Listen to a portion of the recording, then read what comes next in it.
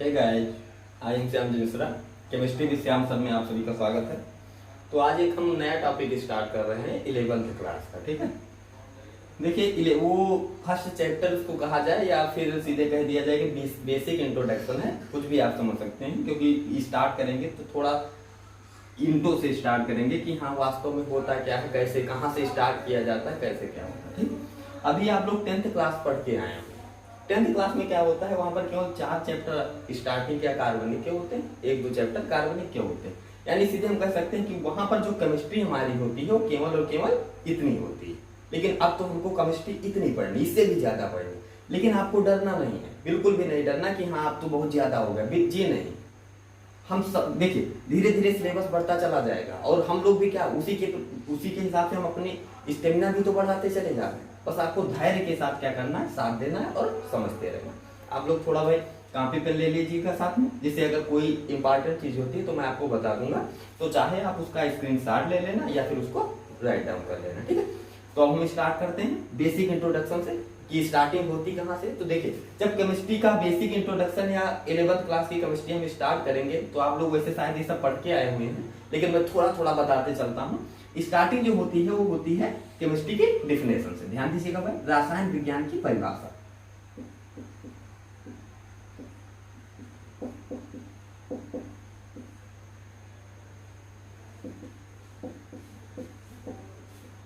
रसायन विज्ञान क्या है, व्हाट इज केमिस्ट्री, केमिस्ट्री आखिर होती क्या है। ठीक है, कि अगर हम इसको पढ़ रहे हैं भाई, विज्ञान तो भौतिक ही भी है, विज्ञान तो बायो भी है, तो आखिर केमिस्ट्री जो हम पढ़ रहे हैं ये क्या है, क्या होता है। ठीक है, तो देखिए रसायन विज्ञान जो होता है, तो इसको अगर हम हिंदी में डिफिनेशन बताएं तो कहेंगे कि विज्ञान की वो शाखा है जिसके अंतर्गत हम द्रव्य के बारे में पढ़ते हैं। इंग्लिश में बताना चाहें तो सीधे हम कह सकते हैं कि chemistry is that branch of science in which we study about the matter, या मैटर के बारे में। तो सीधे कह सकते हैं कि विज्ञान की वो शाखा, विज्ञान की वह शाखा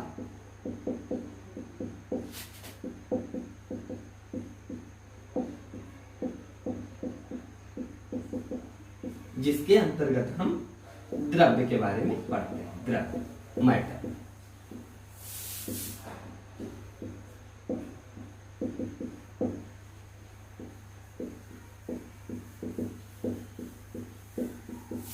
ठीक है, तो ये तो हो गया केमिस्ट्री का बेसिक इंट्रो कि हाँ भाई अगर आपसे कोई पूछता है आप केमिस्ट्री पढ़ रहे हो, आपके घर में छोटा बच्चा है और कभी आप बैठे पढ़ रहे हैं तो वो भी पूछ सकता है कि आप क्या पढ़ रहे हैं। तो आपने कह दिया भाई मैं तो केमिस्ट्री पढ़ रहा हूँ, रसायन विज्ञान पढ़ रहा हूँ, तो वो पक्का है क्वेश्चन पूछ सकता है कि भाई ये रसायन विज्ञान क्या होती है, ये केमिस्ट्री क्या होती है ना। तो आप सीधे बता दीजिए, कुछ नहीं और बताना, सीधे कह दीजिए कि केमिस्ट्री विज्ञान की वो शाखा होती है that branch of science in which we study about the matter, या जिसमें हम द्रव्य के बारे में पढ़ते हैं। तब अब एक बात आती है कि आखिर हम द्रव्य के बारे में जिसके बारे में पढ़ रहे हैं ये क्या होता है, ये द्रव्य क्या होता है, मैटर क्या होता है, व्हाट इज मैटर। ठीक है, ध्यान दीजिएगा भाई,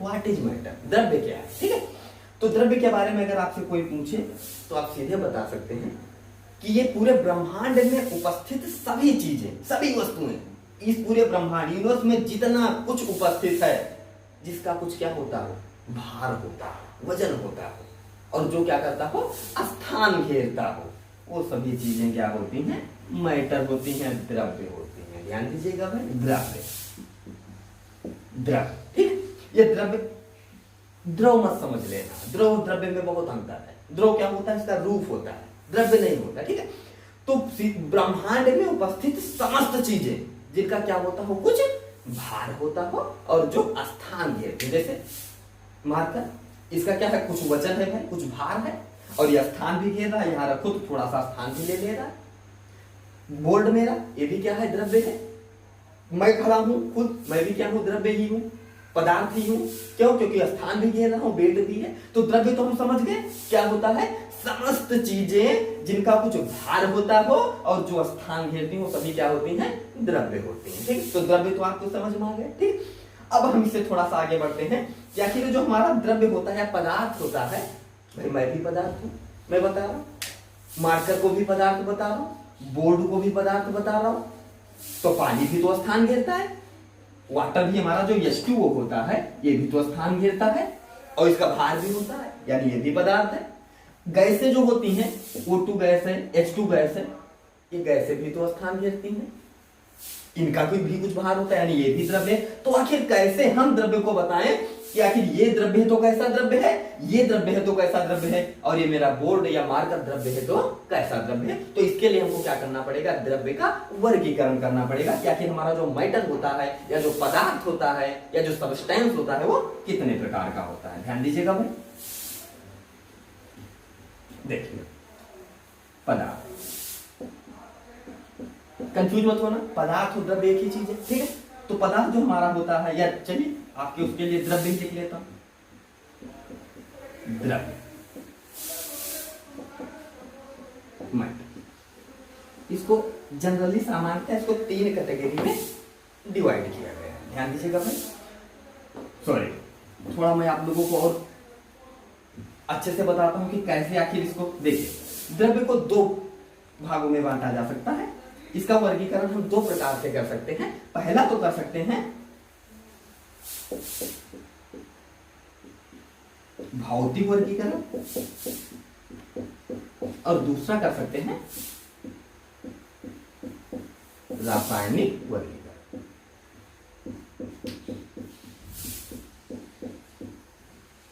ठीक है, पहला हो गया भौतिक वर्गीकरण और दूसरा हो गया रासायनिक वर्गीकरण। यानी द्रव्य को 2 प्रकार से क्लासिफाई किया जा सकता है, भौतिक के हिसाब से भी और रासायनिक के हिसाब से। ठीक है, तो ये एक करके हम पढ़ते चलते हैं सीधे सीरियल से। भौतिक के हिसाब से जब हम द्रव्य को बांटते हैं तो बताते हैं द्रव्य हमारा 3 प्रकार का होता है, ठोस, द्रव और गैस, या सॉलिड, लिक्विड एंड गैस। तो ये तो हो गया भौतिक के हिसाब से कि भौतिक वर्गीकरण अगर हम करेंगे तो द्रव्य को 3 प्रकार से बताते हैं, ठोस, द्रव और गैस। रासायनिक वर्गीकरण के अकॉर्डिंग हम बताते हैं 3 प्रकार का। पहला जो होता है, सॉरी 2 प्रकार का, एक होता है शुद्ध पदार्थ, प्योर सबस्टेंस जिसको बोलते हैं, दूसरा होता है मिश्रण या मिक्सचर। ठीक है, तो द्रव्य का मैंने वर्गीकरण 2 प्रकार से किया, भौतिक के हिसाब से भी और रासायनिक के हिसाब से भी। ठीक है, फिर मैंने भौतिक को 3 भागों में डिवाइड किया, ठोस, द्रव और गैस, और रासायनिक को 2 भागों में, शुद्ध पदार्थ और मिश्रण। ठीक है, अब ये भाई ये भी द्रव्य है, ये भी द्रव्य है, तो आखिर किसी द्रव्य को ठोस क्यों कहा गया, किसी द्रव्य को द्रव क्यों कहा गया, किसी द्रव्य को गैस क्यों कहा गया, तो ये हम जानते हैं कैसे क्या होता है। ठीक, ध्यान दीजिएगा भाई। देखिए, कोई भी पदार्थ अगर द्रव्य जो बना हुआ होता है उसके अंदर क्या होते हैं, छोटे छोटे कण होते हैं, जिसको हम बोलते हैं अवयवी कण या कॉन्स्टिट्यूएंट पार्टिकल्स, यानी छोटे छोटे कणों से मिलकर बना हुआ होता है। वही अगर छोटे छोटे कण, ध्यान दीजिएगा भाई,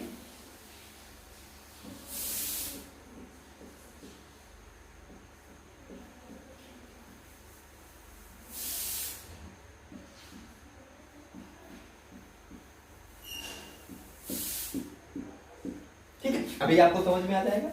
भौतिक के हिसाब से मैंने ठोस के बारे में बताया, द्रव के बारे में, गैस के। अभी देखना कि जिन छोटे छोटे कणों के द्वारा ये हमारा बना हुआ है मार्कर, वो छोटे छोटे कण क्या होते हैं, आपस में अगर बहुत ज्यादा अंतरा अणु बल के द्वारा अगर चिपके हुए होते हैं, या अंतरा अणु क्यों कहते हैं, 2 अणुओं के बीच के बल को क्या कहा जाता है, अंतरा अणु बल। 2 अणुओं के बीच के बल को अंतरा अणु बल कहा जाता है। तो सीधे कह सकते हैं, सीधे हम आकर्षण बल भी बोल सकते हैं कि अगर अणुओं के बीच में जो आकर्षण बल है या कणों के बीच में जो आकर्षण बल है वो बहुत ज्यादा है या बहुत स्ट्रांग तरीके से क्या हुए हुए आपस में जुड़े हुए हैं, तो ऐसे द्रव्य को, ऐसे पदार्थ को ठोस पदार्थ कहा जाता है। और अगर उनके बीच का आकर्षण बल या अंतराणु बल थोड़ा कम हो गया, यानी तो इन ऐसे पदार्थ को हम क्या कहते हैं, द्रव पदार्थ। और जो गैस होता है उनके बीच आकर्षण बल जो होता है एकदम नेग्लिजिबल होता है, तो ये हमारा गैस हो गया। तो ये तो मैंने कणों के हिसाब से बता दिया। थोड़ा और आप सिंपली जान सकते हैं कि ये मेरा मार्कर है मान लो, तो क्या मैं इसकी साइज को बढ़ा घटा सकता हूँ, आकृति को बढ़ा घटा सकता हूँ? जी नहीं। इसकी आकृति चाहे यहां पर रखो, चाहे अमेरिका में जाके रखो, चाहे जहां रख देंगे आप, इसका जो आयतन है, इसकी जो आकृति है, वो कुछ बदलने वाला नहीं है, नहीं चेंज होगा। आकृति आयतन चेंज नहीं होगा। लेकिन जब हम द्रव की बात करते तो हम सीधे कह सकते हैं कि जो हमारा ठोस होता है इसका आयतन और आकृति दोनों क्या होते हैं, निश्चित होते हैं, डेफिनेट होते हैं। लेकिन जो अगर हम द्रव की बात कर रहे हैं तो द्रव में आयतन तो निश्चित है भाई। अगर मैं 1 लीटर दूध लेकर आ रहा हूं तो चाहे यहां रखूं, चाहे घर पर ले जाऊं, चाहे जहां रखूं, वो रहेगा तो 1 ही लीटर। चाहे जिस बर्तन में डाल दिया जाए, भाई ग्लास में डालेंगे, चाहे उसको ड्रम में डाल दें, रहेगा तो 1 लीटर। तो उसका आयतन तो चेंज नहीं हो रहा है।